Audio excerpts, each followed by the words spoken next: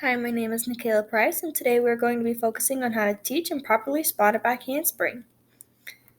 Back handspring is a tumbling move where a gymnast takes off 2 feet, jumps backward onto their hands, and lands back on their feet. It can be performed as a step-out skill where the gymnast lands 1 foot at a time, most commonly seen on the beam, or landed on 2 feet together. We will be discussing the landing on 2 feet technique. A back handspring can be broken down into 4 simple positions. In position 1, the student should be standing completely upright with their chest open and head neutral. Their arms should be extended above their head and their legs should be together and straight. In this position, you should prepare to spot the student. One hand should be placed at the small of their back, preparing to support the weight of the student as they progress. Your other hand should be placed at the mid-thigh.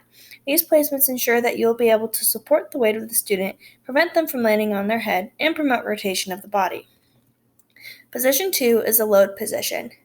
The student should drop their arms to their side, their chest should drop forward slightly, and the legs should bend to a 90-degree angle as if they're sitting in a chair.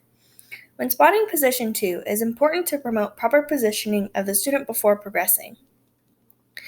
The hand that was placed on the small of the back should wrap around to give more support to the learning student, and the hand at the mid-thigh now supports the legs and weight of the student to initiate rotation. Position 3 is the explosive position. The student should jump to a slightly arched position. When their hands land on the mat, their arch should be gone from their back. As they jump, their head should be watching their hands, and as their hands land on the mat, the head should continue to watch the hands. And their legs should remain straight and together.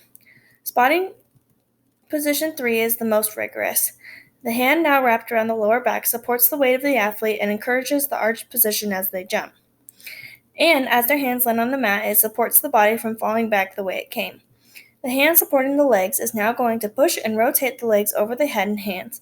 Again, once the hands of the student land on the mat, this hand is now supporting the body to prevent the student from falling back. The finishing position is probably the most important. As the student goes from their hands to their feet, they should bring their chest directly to the upright position.